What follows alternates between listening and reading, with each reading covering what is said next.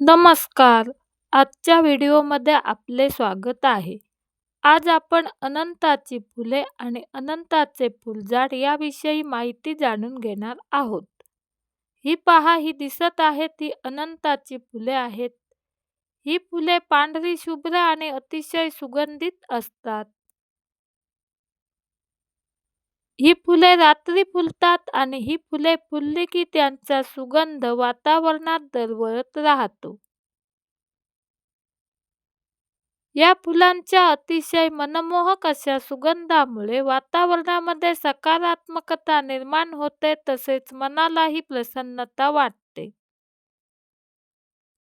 अनंताची फुले ही मध्यम आकाराची असतात. तसेच ती एकेरी पाकळ्यांची आणि अनेक पाकळ्यांची अशा दोन प्रकारामध्ये आढळतात. अनंताचे झाड ही सदाहरित झुडुपवर्गीय वनस्पती आहे. हे झाड 1.5 ते 3 मीटर उंच वाढते. क्वचित ते 5 मीटर उंचीपर्यंतही वाढू शकते.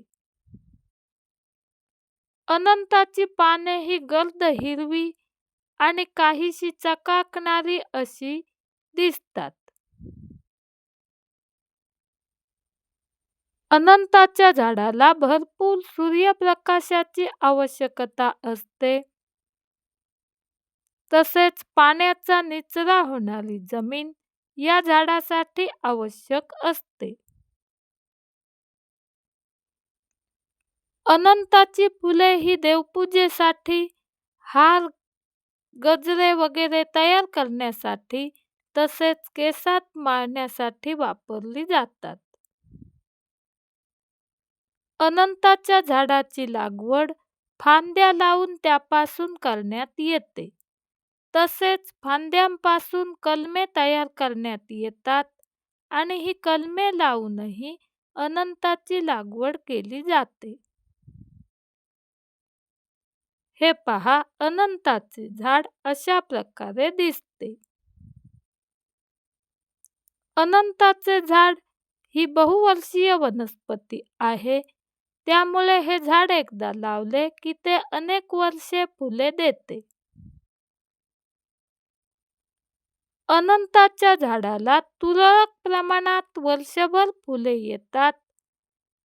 पण उन्हाळ्यात आणि पावसाळ्यात या झाडाला फुलांचा बहर येतो आणि असे फुलांनी बहरलेले अनंताचे झाड अशा प्रकारे अतिशय आकर्षक आणि सुंदर दिसते.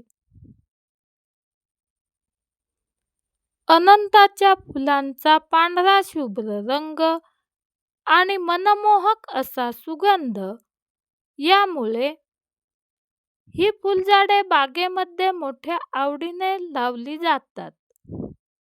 तसेच ही झाडे कुंडीमध्येही लावता येतात.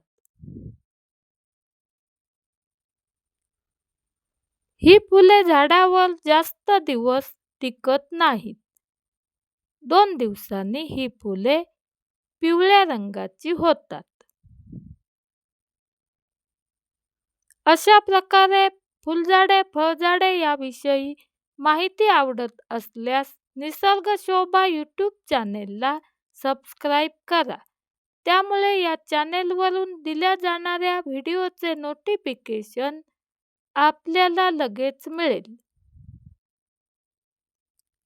अनंताचे झाड एकदा लावले की त्याची विशेष अशी काळजी घ्यावी लागत नाही.